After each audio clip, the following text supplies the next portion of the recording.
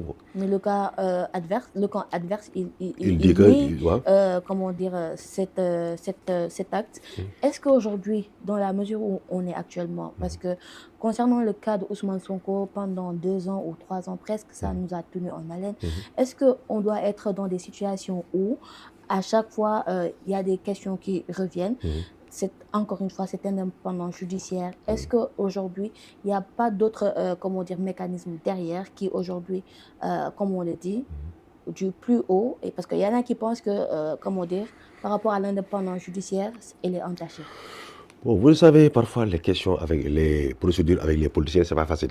Parce qu'ils drainent des masses derrière et ils veulent soutenir leur candidat, de sorte qu'il ne va pas perdre ses droits civiques et politiques. Mais la procédure judiciaire est toujours la même. Rien n'a changé. C'est toujours le même code pénal qu'on applique aux personnes qu'on a déférées aujourd'hui au tribunal, hier et avant-hier et demain. C'est le même code pénal qu'on a appliqué à Ousmane Sonko et c'est la même procédure pénale. C'est le même code pénal et la même procédure pénale applicable à toute personne qui a maille à part avec la justice.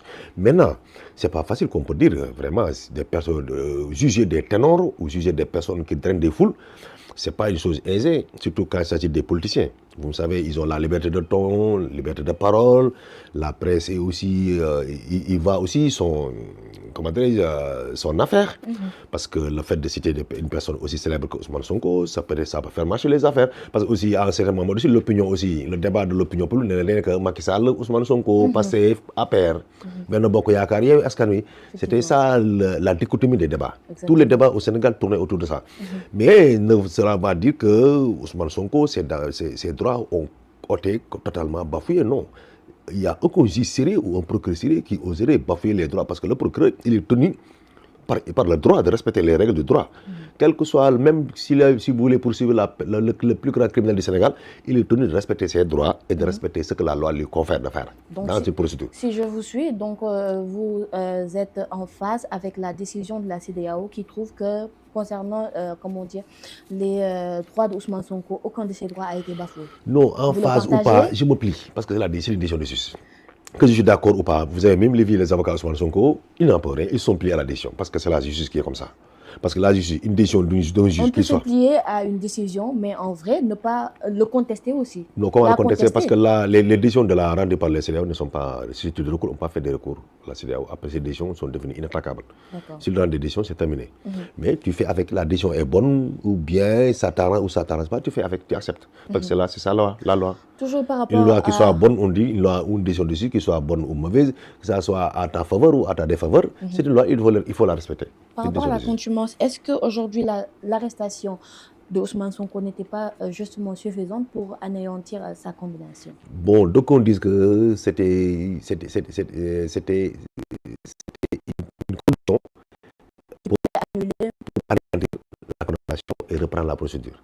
Moi, je fais partie de l'autre côté, qui pense que l'arrestation ne met pas fin à la contumace. Je vais m'expliquer. Comment? Pourquoi? Parce qu'en droit pénal, c'est des faits. Le droit pénal, c'est des faits qui gouvernent le droit pénal. Mais la procédure pénale est gouvernée par des actes de procédure. Et nous sommes dans le contentieux de l'exécution des condamnations.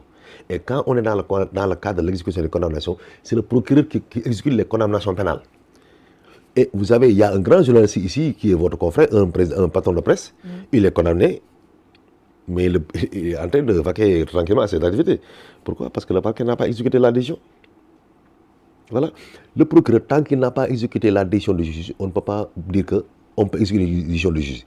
Deuxièmement, le parquet, il a la décision. Depuis que la décision est tombée dans l'affaire Sweet Beauté, le procureur n'a pas notifié à Ousmane Sonko la décision de justice. Et tant qu'il n'a pas notifié à Ousmane Sonko la décision, Ousmane Sonko ne peut pas faire ce qu'on appelle un acte d'encaissement ou non. Parce que la loi, qu'est-ce que la loi dit? La loi a dit, qu'est-ce que la loi a dit? Article 307. Article 307 dit, chapitre 5, cette disposition est logée dans le chapitre 7. Le titre intitulé « Les contumaces points ». Les contumaces points. Et l'article 307, laisse-moi terminer, l'article 307 dit que, bon, puisque c'est la titre c'est contumace, donc on parle des contumaces.